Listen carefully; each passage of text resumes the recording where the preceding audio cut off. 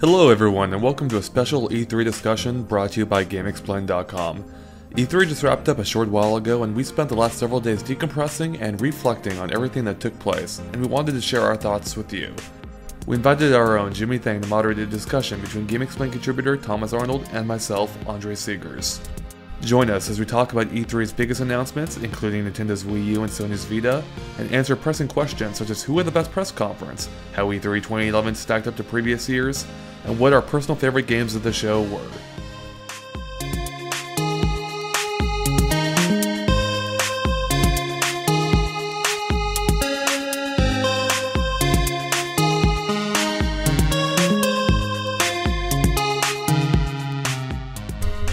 Alright, so guys, we just got back from E3, E3 2011 to be specific. What did you guys think of the show, and how does it compare to the previous shows? You know, I thought it was okay. I thought it was fun. There were some decent-sized announcements, but as we've talked about before off the air, I didn't think there were like any megatons this year. Like there was no single thing, which like really blew me away. And you could argue that's a good thing. Like maybe it's a more level show. But, I mean, it just left me not completely excited, but it did leave me optimistic for what's coming up. It's definitely, as far as in terms of, like, ranking E3s, it's definitely not at the top of my list. I still think my personal favorite was 10 years ago when they unveiled the GameCube in the 2001 E3, and which is the same year they showed off, Halo and, like, the full Xbox roster. That year's a hard one to top, so... What did you think, Tom? I thought it was a solid E3, but it's sort of middle of the road in terms of my favorites. Definitely, the most surprising thing was not being blown away by anything. Like one of the most impressive things I saw was the Prey 2 video before E3, and that was just a trailer. You couldn't actually play that. A CG trailer at that. Yeah, a CG trailer. And actually, that's kind of like a big problem I've had with the whole thing. Not really a problem, but like everything at the show we kind of already knew about, even including Nintendo's new system, now called the Wii U. We knew almost all the details of that beforehand. So... Yeah, like, the biggest surprise for me was Luigi's Mansion 2. Like, hey, they actually listened to us. That's something we wanted for about 10 years now. Every year, I'm like, is this going to be the year where they announced Luigi's Mansion 2? Nope. And it happened, 9 years in a row. So 8 years, and here we are. So. I was actually surprised because I did not know that there was a demand for that game. Or rather, I guess a vocal demand for that game. I'm not sure if it's a demand. It's kind of weird. I would almost say it's like a cult classic, and that's weird to say, but the game did sell like millions. It was a launch title, but it's still like a relatively like niche part of Nintendo's history. Like Nintendo needed a launch title they could fart out pretty quick, and Mario wasn't ready yet, so they went with Luigi. And many people would argue it's an elaborate tech demo. I really enjoyed that game. I had a lot of fun with it, but it wasn't on like the echelon of Nintendo's usual launch titles like Mario World or Mario 64.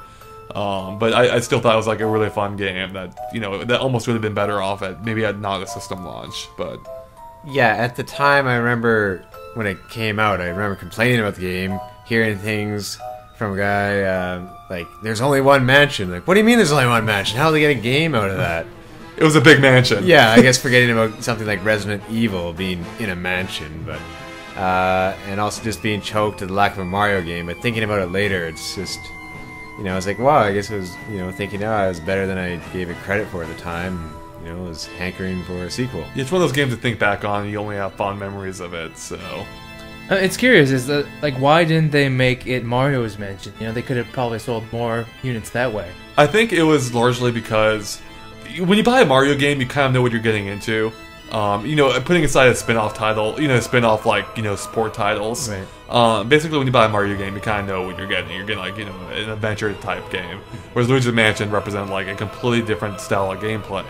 And I think they wanted to make a clear separation, and having Luigi fill that role is, the best way to convey that to the audience. It's like, this is still about Mario, but, it's gonna be a completely different title. It's a different experience.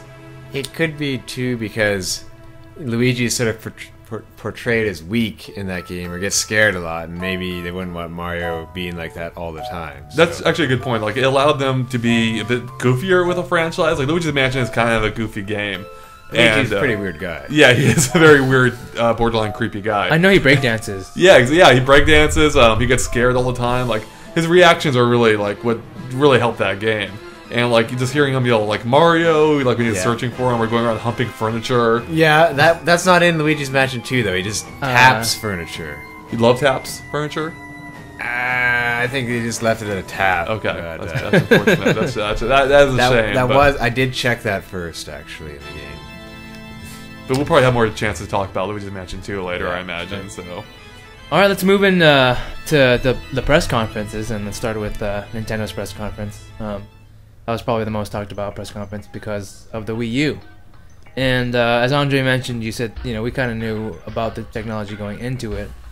But at the same time, I was still personally kind of surprised. I guess I didn't know what to expect because they said there were rumors that it was going to appeal to the casual audience in addition to the hardcore. And it seems like they're trying to do that right now. But do you think that it will actually be able to do both? Appeal to both the casual and hardcore? Right. It's so hard to say. Honestly, gut reaction, I think it'll be popular. I don't think it'll be as big as the Wii was. And because to the casual audience or to the casual audience, okay. Yeah. It's hard to draw that divide with the casual and hardcore audience. But the Wii was great. It represented like a whole brand new style of gameplay. I remember when they first showed off those trailers at I think it was E3, or maybe they showed off before, because Nintendo had announced Wii before E3 even. And I remember just imagining the possibilities, like how amazing that controller sounded. And while it hasn't fully lived up to all those possibilities I was hoping for, it still represented a new type of gameplay. And the Wii U, unfortunately, doesn't seem to quite have, I don't think it has that same hook.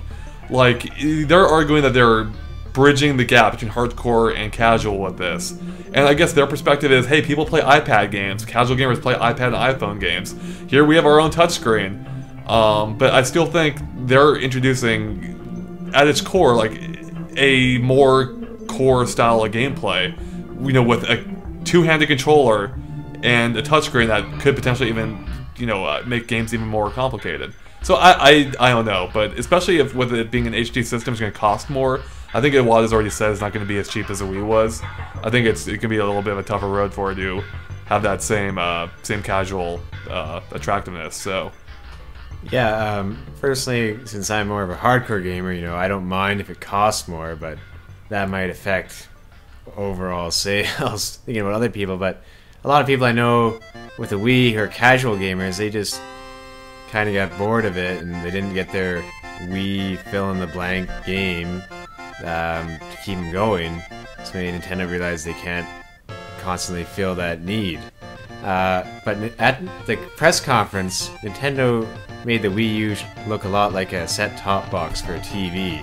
So it's sort of a handy solution for families to have for photos, and they even had sort of a... Didn't they have one of those iPhone sort of was it FaceTime apps? They had something like that. Yeah, face chatting capabilities. Face chatting, so they might be looking at it more of a consumer electronic media solution. Which is a very different approach than what they've ever done, essentially, right? They were all about the games before. It's interesting. DVD, right? Sport. Well, every time Nintendo announces a new system, it always looks like they're going to offer more than they ultimately end up doing. The Nintendo DS, many don't remember, they had a specific social gaming trailer where you see people talking to each other, using PictoChat, and they brand it as almost a communications tool. At least that was the impression I got from that one trailer. I don't know if you remember that, Tom. I don't remember that one. But then with the Wii, they're this is gonna be always on online gaming. New stuff will be sent to your system all the time. In both cases, neither of those panned out. Nintendo PictoChat was only ever used gaming events, and it was fun, but it was never a casual, or no one ever used it outside of those. And the Wii, we all know about, it's online. So I feel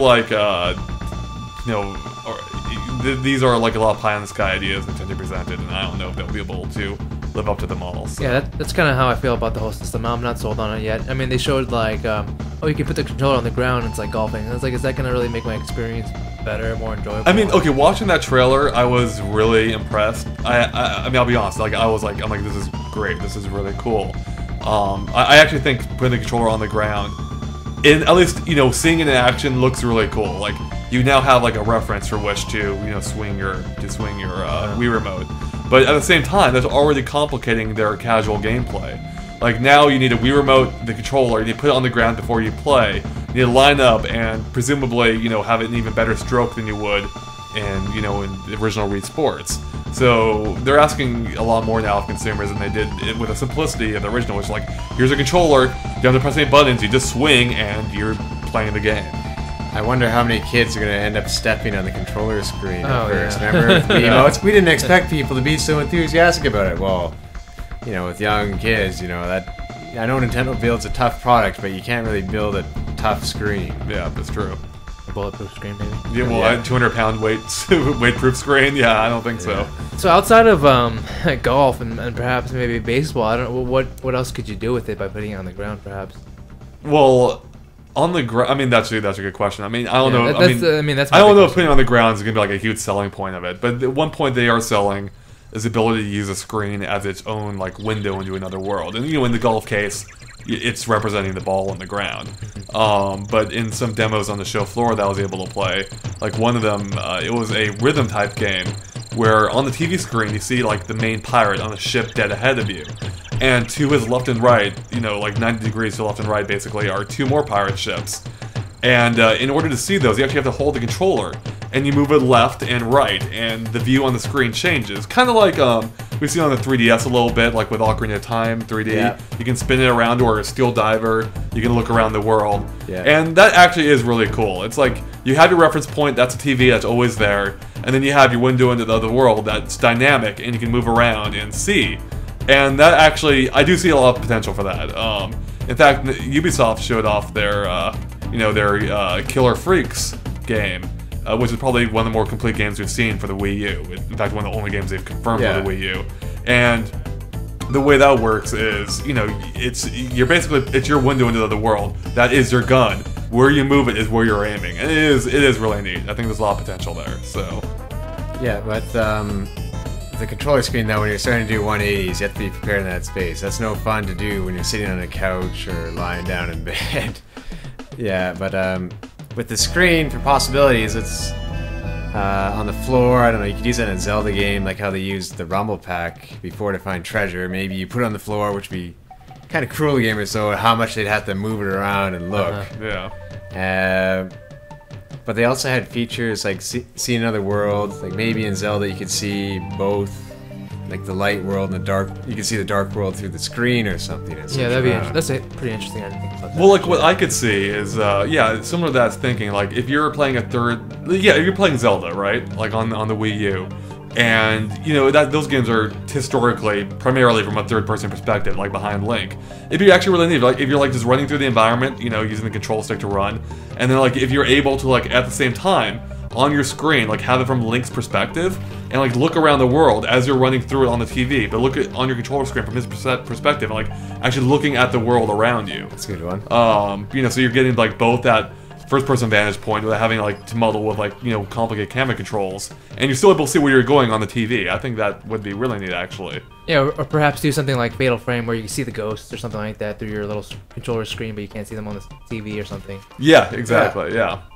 I'm gonna make that game. Yeah, I'm gonna make millions of dollars. I'm actually a little bit disappointed that Luigi's Mansion 2 wasn't designed for the Wii U, but I just want to be like Luigi first person sucking up these ghosts, you know? It would have looked fantastic. Well, we can hope they make another Luigi's Mansion. Luigi's Mansion 3. Yeah. Wii U confirmed.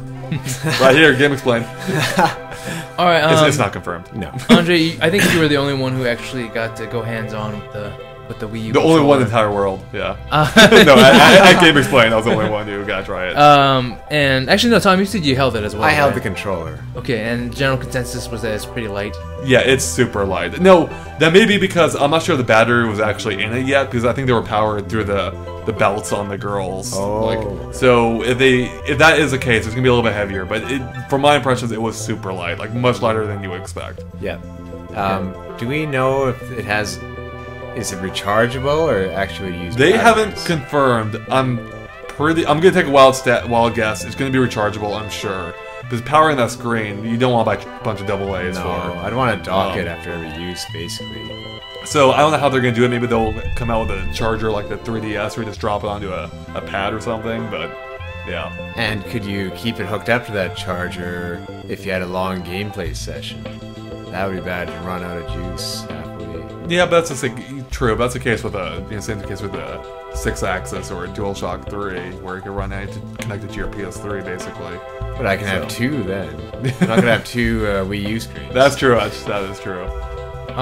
In regards to the controller, I guess there's some speculation that we might be able to only use one at a time, right? Yeah, well, the thing is, everything Nintendo's shown, it showed, I believe, 7 different combinations or 7 different ways in which a controller can be used. Some of which include, just using the TV and the controller by itself. Some include, if you want to play multiplayer, having the other people use Wii remotes, as was the case on the show floor. They had a couple multiplayer demos. And, one person had the controller screen, and the other people had Wii remotes.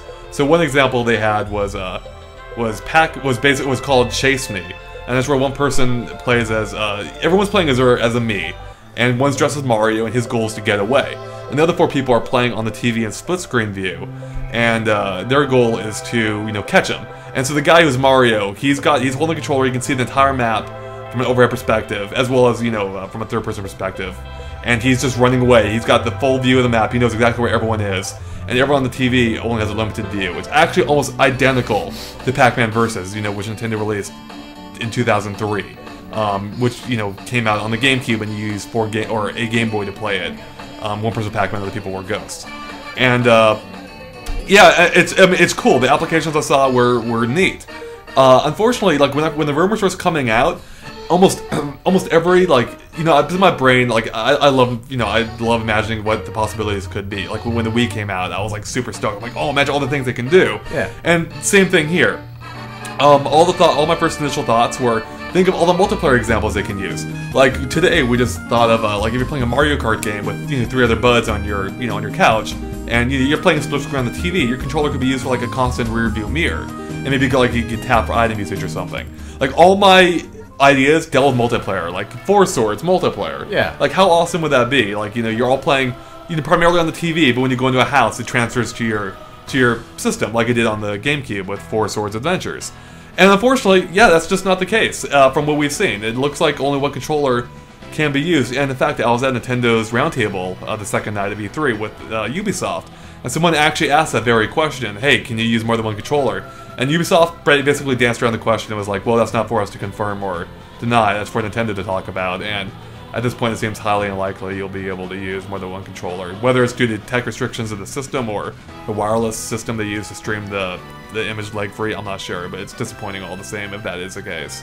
Yeah, usually that sort of answer means no, it won't happen. Yeah, exactly. So, despite all the time left. In regards to the tech for the controller, do you think there's going to be a processor or a GPU inside of it? No, I mean maybe only of the most limited capabilities. Nintendo's, from what they've announced, and as I expected when the rumors came out, it's streaming the image straight from the system itself. So if there's any onboard chips, it's probably only for dealing with the video signal that comes through and basic wireless connections. From what we've seen, it's probably not capable of doing anything without support from the system. So I think then that would mean complications for processing power, because, for instance, if you tried to have 4 of them, right, the system itself would need to be able to render essentially 5 resolutions. Right, 5 screens. Which would just hurt performance greatly. And I think that's probably contributing to the factor that you can't have 4. Yeah, well, exactly. If you were running 5 HD displays, that'd be impossible. That's exactly what it's doing, but right? The thing to remember is the screen isn't HD. The iPhone 4 isn't even HD, true HD. So I was originally hoping that the system would be variable enough where you could, because systems already handle 4-player multiplayer relatively okay.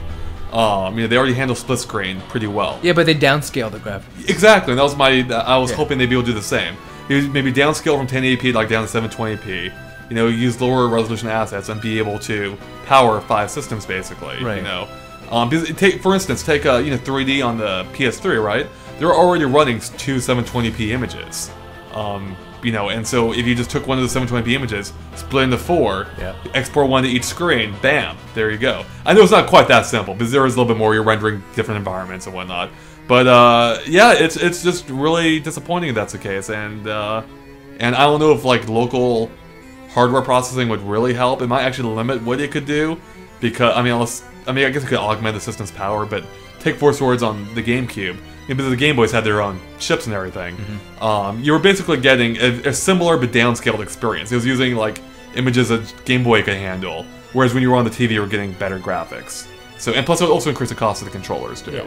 I would say like there's a rumor that a guy, counting the pixels, estimated as 852 by 480 for the screen on the Wii U controller.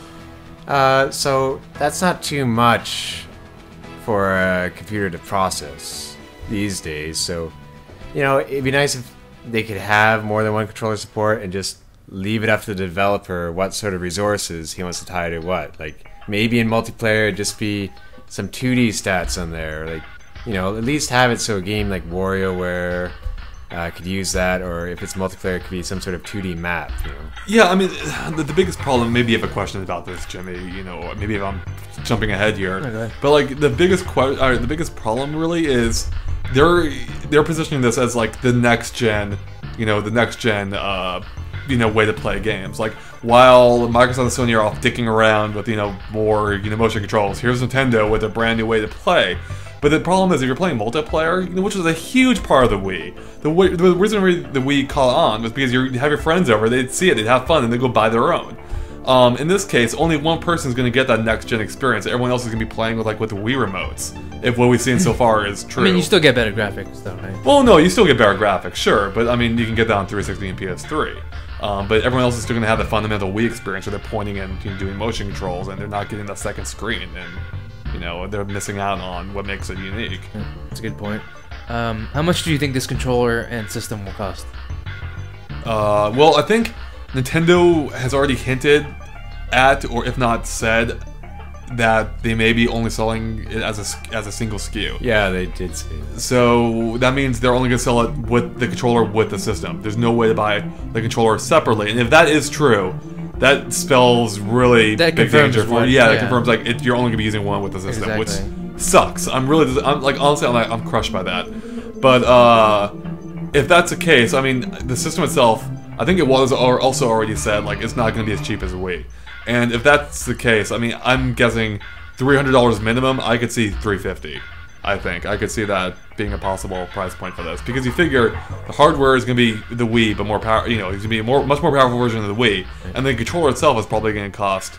Those screens aren't going to be cheap. So if you were to buy this controller separately, I'd imagine it'd be $100. So I think something Nintendo will factor in though is that at first they thought, or at least analysts thought, that they were selling the 3DS for not enough, it would just go flying off the shelves, but apparently price is a big factor with Nintendo products, so they probably will be more inclined to go on the lower side of what they'd want to do, rather than charge a lot more, like $400 or something. They wouldn't go that high, so I think the 3DS will teach them a lesson about that. Yeah. Alright, I guess just walking away from the Nintendo press conference, I was kind of disappointed by the Wii abandoned. Essentially, we had Skyward Sword, and that's about it. How did you guys feel about that? Yeah, well, at the Nintendo press conference, or actually, sorry, at the Nintendo Roundtable they had that night of their press conference, someone's like, "Is there going to be any more Wii support?" Someone asked, some press member asked that, and Nintendo basically danced around the issue, but ultimately, confirmed, yeah, this is Skyward Sword's probably it. We're designing this game to be a system closure for the Wii, as far as first party is concerned. And I have mixed feelings. I really like the Wii a lot more than many hardcore gamers, it seems. It's probably my favorite system of this generation. And by the same token, I'm looking forward to what's next. I'm always ready to see to see games on the new system.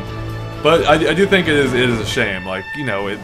It's still a viable product. It's still, still going to be we're still a year and a half out from, at least a year and a half out, or at least a year out from the Wii U, holiday if not season. more. Yeah, if it's holiday season, that's almost 2 years out, and that's a long time now that I think about it. Yeah. And I guess a year and a half out. It'd be a year and a couple months. Yeah. Skyward Sword's great. The new Kirby game, really fun. Yeah.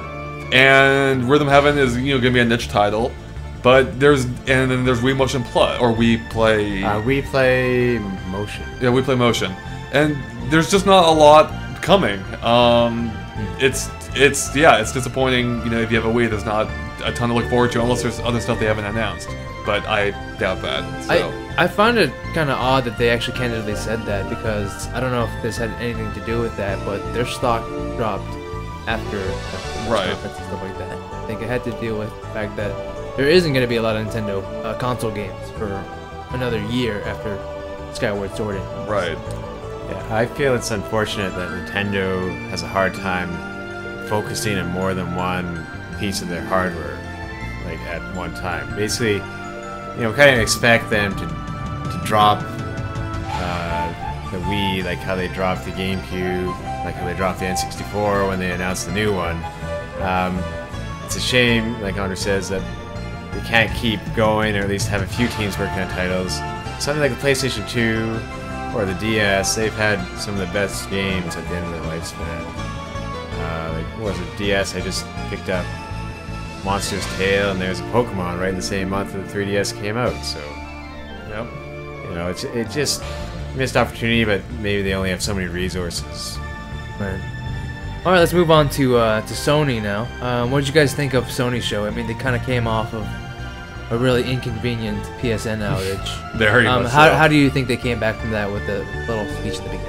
I thought they did a pretty good job. I mean, he addressed it. I'm still not sure if the rewards they're giving, or not rewards, I should say, but Welcome back yeah, program? the welcome back program is the best way they could show their appreciation for PSN users. You think they didn't give enough? Many people already own those games, I'm sure, and the selection wasn't huge. But they aren't bad games. It's just a mediocre welcome back program. But we do have to remember that the PSN is free. It's not like Yes, the I was service just you're going to paying bring that for. up. Right. But by the same token, you're buying a PS3 to use PSN, so you kind of are paying for it. With that said, yeah, I thought the apology seemed as sincere as it can be from a CEO who's probably pretty detached from the common gamer. Or maybe is he the CEO? I'm not even sure. Kazurai?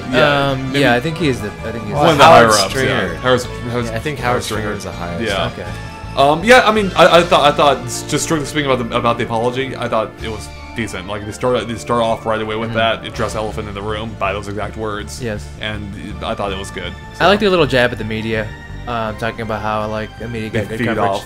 Good coverage off Yeah, of that that's in terms of definitely news stories. That was pretty funny. Yeah, he said we should thank him, basically. That's true. Okay. Well, we didn't really cover the PSN outage in GameXplain, so I guess we don't owe him any thanks. It was just a little funny dig. So we also got to all play the PS Vita, as it's now called. Right. No longer the NGP. What did you guys think of it? I thought it was cool. We didn't get a ton of hands-on time with it, but I think it's a cool little system. The main problem right now, again, is it's producing a lot of games I don't really particularly care about. It's better than Nintendo Wii U's. We don't have any titles. No, that is a huge disappointment with the Wii U. They didn't show anything really. But yeah, no, it's a great piece of hardware. It's just the games, like they're again trying to bring the console games to a handheld. When I'm not sure that's really what I want to play on a handheld. I'd like the DS for its original lineups. But yeah, the hardware is great. The 5-inch touchscreen is awesome. I love that's capacitive, like the iPhone and iPad, which is much better than the Wii U's resistive, 3DS style touchscreen. For a stylus, basically. Yeah, it's right for a stylus. And being able to go from the buttons to the touchscreen, seamlessly worked out great. The augmented reality seemed really good. I was really happy with it. So I think it's a really promising piece of hardware, and the $250 price is great. Yeah, I was really surprised at the price being so low and matching the 3DS. With the Vita though, what I was most surprised at is how it delivered practically on everything it promised. Like, everything worked great with the touch screen. The only thing is the back touch pad. That was kind of hard to use because you have to basically figure out where your finger is back there on the screen for going in. Games like Mod Nation Racers on it, where the guy made a level in about 2 minutes in the presentation. You know, just stuff like that's cool. Uncharted would be that sort of console experience on it. But being able to drag your finger, get Nathan Drake to follow the path, climbing bricks, was alright. And Jonathan Mack's Soundscapes looked really good, but that's just a downloadable title. Yep. Surprisingly, in the beginning of their press conference, they really touted the 3D capabilities of Sony gaming. Yet the PS Vita does not support 3D. It's kind of interesting, isn't it? It's a bizarre divide. They're all about, hey, we're 3D, but not on our portable. And I guess, I mean, you could argue Nintendo's the same way. Hey, we're 3D on our portable, but not on our consoles.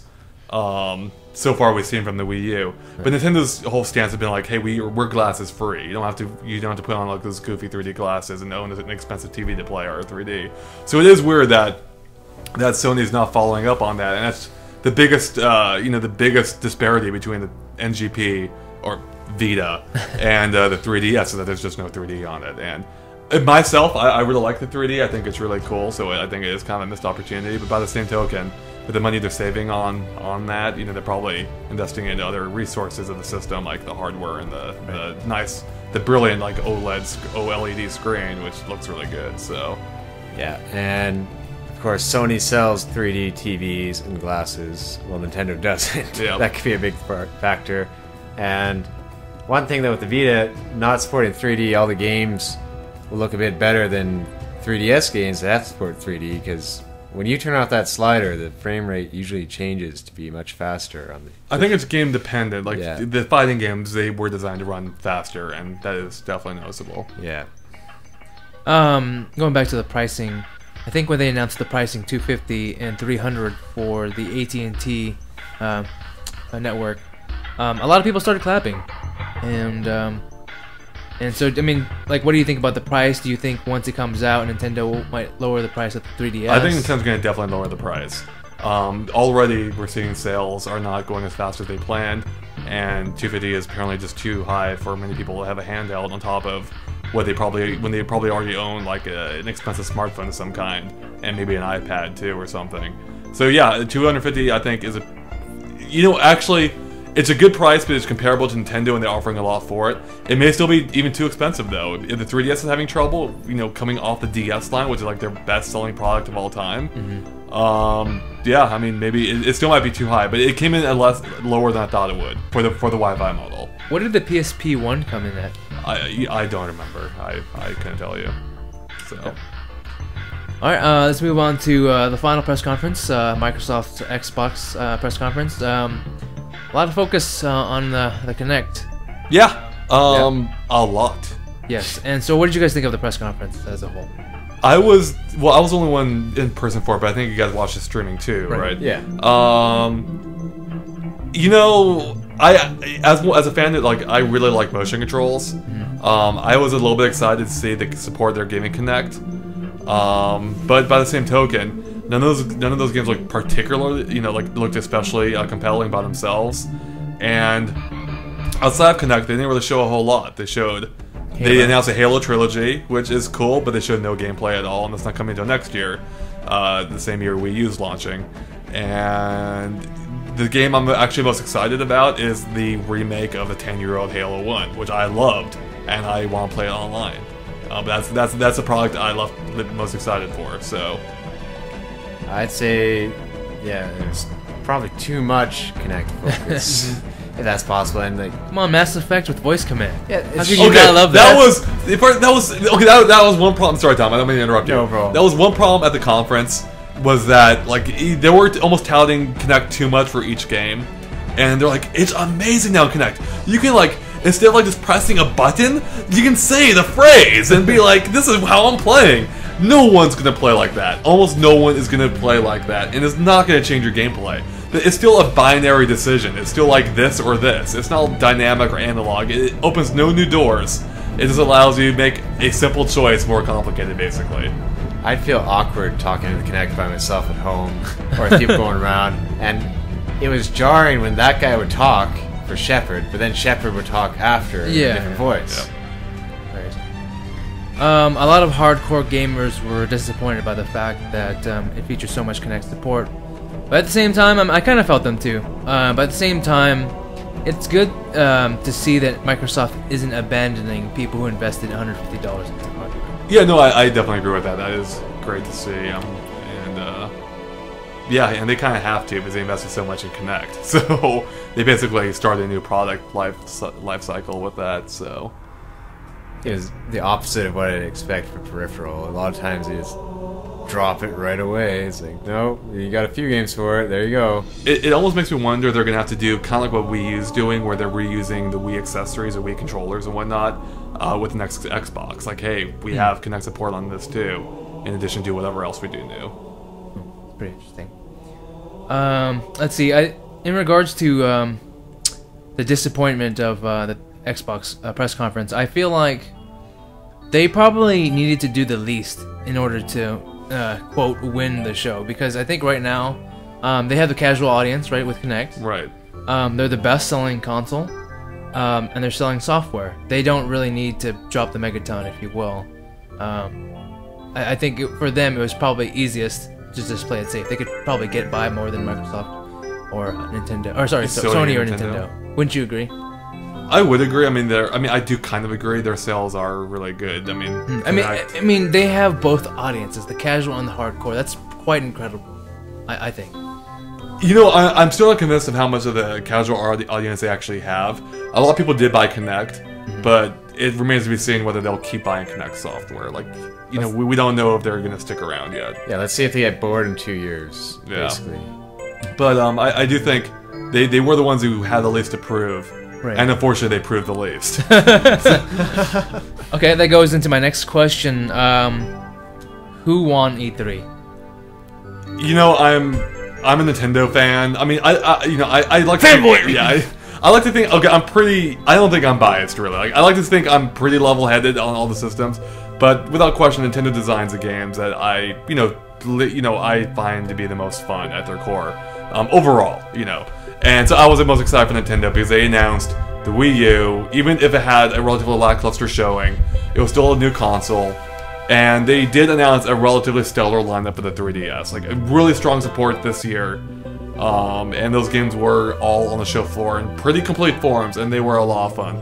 Luigi's Mansion was awesome, not awesome, was really good from what I've seen. If it runs at a really low, even if it runs at low frame rate so far. Mario 3D was great. What else? Mario Kart. Oh yeah, Mario Kart was good. Kid Icarus is good. Multiplayer sucks though. And Star Fox would be the least exciting because it's just Star Fox and new skin, but exactly. And Resident Evil Revelations? Yeah, Revelations. That was the most outstanding 3DS. Yeah, that game was also great. And you know, Sony had some good stuff too. You know, Uncharted, PSP wasn't neat, and Microsoft didn't really have anything I particularly cared about this year. But yeah, Nintendo was the ones that I think took it for me. So. Wait, just a little quick interruption, I guess. I know we're gamers, but is it fair to say they won if their stocks dropped? I mean, that's from a financial perspective. Absolutely. Like, it's not. Investors are not. They're not reviewers, and they're not gamers. Right. Like, they're. I know it's from a different perspective, but right. It's just, you know, it's kind of hard to swallow. Well, stocks are such a volatile thing anyway. They will change depending on, you know, where the moon, you know, like on the planet's alignments. I mean, you can never predict them. I think even with the Wii, and I could be wrong about this, but I think even when they announced the Wii, their stocks dropped too, and look how well that's done. I think it's a rather meaningless thing, and we won't know until like a year or two from now, and you know how things ultimately turn out. So I think it's absolutely fair to say that, you know, that any particular company won E3 independent of their stock prices. Regardless of stock prices dropping, definitely Nintendo had the longest lines for the Wii U. So go ahead, Tom, go ahead and chime in with your opinion of who you thought won E3. Sometimes I like to think that nobody won this E3. That's what I think. Yeah. The thing is, you get divided. Sony, they have 3D, Vita, and their lineup of games where it's basically like, hey, play Uncharted. Microsoft has so much invest into Connect that it seems like for me there's only Gears of War 3 this year to play, because I'm not interested in Mass Effect, and Halo I'll play, but for me I'm not, like, I wasn't dying to play Halo 1 again. Overall I would agree though it was Nintendo with their console. Like going in, Nintendo was the only one that